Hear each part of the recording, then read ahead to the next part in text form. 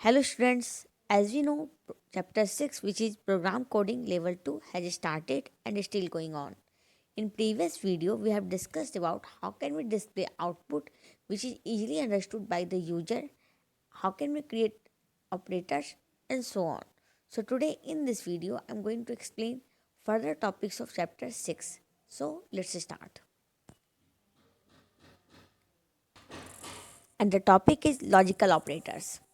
Logical operators help in evaluating more than one condition.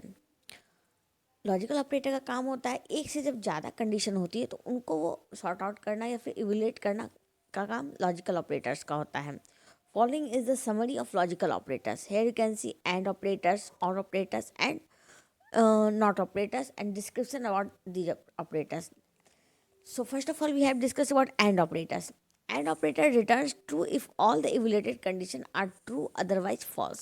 तो AND operator जो होता है, जब इसमें जो कंडीशन आप प्रोवाइड करते हो वो सारे कंडीशन जब ट्रू होते हैं तो ही एक ट्रू आपको इसका आउटपुट होगा, ट्रू होगा, अदरवाइज ये फॉल्स आउटपुट डिस्प्ले करेगा. And the next one is or operator. Or operators.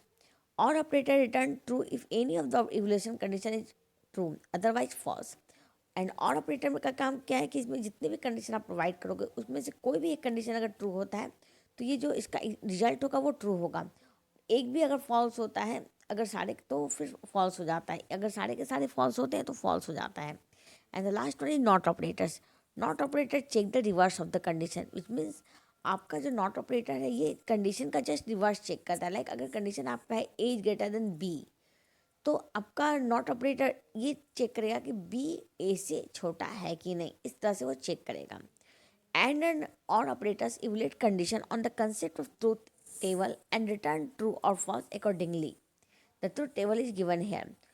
And or operator जो कंडीशन इवैल्यूएट करता है वो ट्रूथ टेबल के कंसेप्ट पे इवैल्यूएट करता है. तो यहाँ पे आप देख सकते हो ट्रूथ टेबल यहाँ पे दिया हुआ है, इसमें लॉजिकल ऑपरेटर, एंड ऑपरेटर और ऑपरेटर को कुछ दिया है, कंडीशन 1 एंड कंडीशन 2. आप देख सकते हो दो कंडीशन को कैसे इवैल्यूएट किया गया है. अगर एंड ऑपरेटर का फर्स्ट कंडीशन है, second condition, both condition true है, डिस्क्रिप्शन क्या होगा, ट्रू होगा. एंड ऑपरेटर का एक कंडीशन फॉल्स है, दूसरा कंडीशन भी फॉल्स है, तो डिस्क्रिप्शन फॉल्स होगा. और लास्ट में एंड ऑपरेटर का अगर एक कंडीशन ट्रू है और सेकंड कंडीशन फॉल्स है तो फिर डिस्क्रिप्शन फॉल्स होगा. विच मीन्स इसके एंड ऑपरेटर का वैल्यू ट्रू तभी आएगा जब सारे के सारे कंडीशन ट्रू होंगे. एंड नेक्स्ट वन है और operators. Or operator first condition true है एंड सेकंड कंडीशन भी ट्रू है तो वैल्यू क्या होगी, डिस्क्रिप्शन ट्रू होगी. और ऑपरेटर्स की फर्स्ट कंडीशन फॉल्स है और सेकंड कंडीशन भी फॉल्स है तो वैल्यू फॉल्स होगी. एंड थर्ड में जब एंड और कंडीशन की फर्स्ट, और ऑपरेटर की फर्स्ट कंडीशन ट्रू है और सेकंड कंडीशन फॉल्स है तो भी वैल्यू जो होगी वो ट्रू होगी. तो इसमें क्या है कि इसमें आपकी सारी कंडीशन में कोई एक भी कंडीशन अगर ट्रू है तो आपका जो ऑपरेटर्स का जो डिस्क्रिप्शन होगा वो ट्रू ही होगा. And operator returns true only if all the condition true, while or operator returns true if any of the condition is true. Which means आपका जो एंड ऑपरेटर है तभी ये वैल्यू रिजल्ट ट्रू में डिस्प्ले करता है जब सारे के सारे कंडीशन ट्रू होते हैं. और ऑपरेटर्स में क्या है कि ये तभी भी ये कंडीशन ट्रू आपको डिस्प्ले करेगा जब कोई भी एक कंडीशन ट्रू हो जाता है. When you compare multiple condition with or operators and if the first condition relates to true, or operator will not compare rest of the values, it does not need to.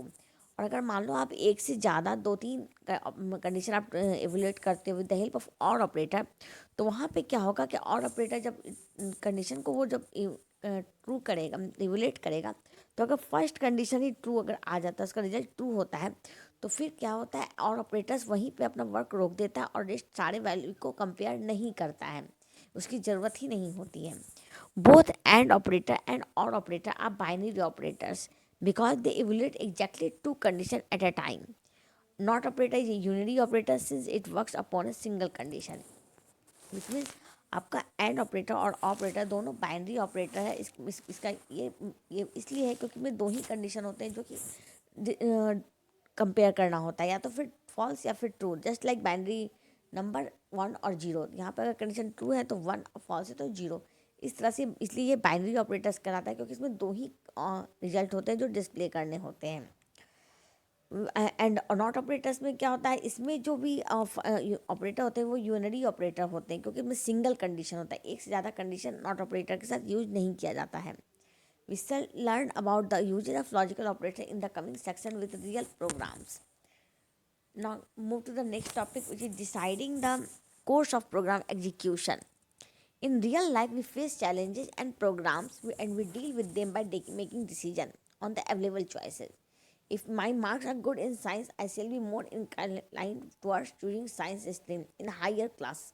But if my interests are creative arts, then I would look for creative arts courses of programming art courses. Which means आपको real life में क्या होता है, ये हम बहुत सारे ऐसे सिचुएशन में फंसते हैं जहाँ पे हमें डिसीजन लेना होता है, हमें डिसीजन लेने की ज़रूरत होती है. अब जैसे एक छोटा सा एग्जांपल आप लोग को यहाँ दिया हुआ है कि अगर आपके मार्क्स साइंस में अच्छे आते हैं तो आप क्या करोगे, साइंस स्ट्रीम की जो भी डिपार्टमेंट है, जो भी स्ट्रीम है, आप साइंस की ही चूज करोगे. बट अगर आपका इंटरेस्ट आर्ट्स में है तो फिर वैसे में आपको आर्ट्स के मतलब कोर्स को करना होता है.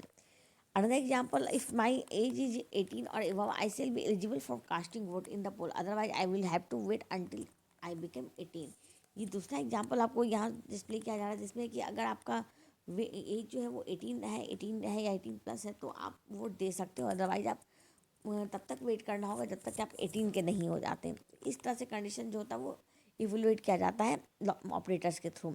Programming is all about solving a problem at hand while solving a problem solving a problem at hand and while solving a problem. इसमें प्रोग्रामिंग क्या है, एक आपका ये तरीका है जिससे आपकी प्रॉब्लम को आपको सॉल्व करना होता है. Taking decision is an important aspect. Look around your self, your percentage calculated as a consequences of decision making. Stool time table is outcome of decision. तो आपका क्या है ये कि जितना भी डिसीजन का जो लेना होता है, डिसीजन टेकिंग डिसीजन जो इंपॉर्टेंट एस्पेक्ट होता है. तो आप जब भी अपने आसपास देखोगे तो बहुत सारे ऐसे आपको सिचुएशन मिलेगी जहाँ आपको डिसीजन लेने होते हैं. Like meaning the programme language decision making is done by comparing value considering to aspect. आपको यहाँ पे दूसरे प्रोग्राम के जैसे ही आपको जावा में भी है कि आपको दो तरीके से आपको डिसीजन देना होता है. Deciding over to given choice in formative of if condition allow then the this otherwise do something else. In Java this is achieved by using if and if is construct. तो आपके Java program में क्या होता है कि दो choices होते हैं जो कि इसमें आपको चूज करना होता है, कंडीशन आपको अलाउ करना होता है. तो अगर ऐसा नहीं हो पाता तो फिर क्या होता है कि जावा में आपको इफ़ इस कंस्ट्रक्ट को यूज करके वैसे सारे कंडीशन को आपको चेक करना होता है. Checking A value by comparing it with several known values in Java this is achieved by using switch case construct. तो इसका क्या है कि आपका जब किसी वैल्यू को कंपेयर करो जो नोन वैल्यू है, तो जावा में क्या होता है, स्विच केस कंस्ट्रक्ट की हेल्प से आप उसको चेक कर सकते हो. So student, that's all for today. Further remaining topics of chapter 6 will be discussed in next video. Thank you.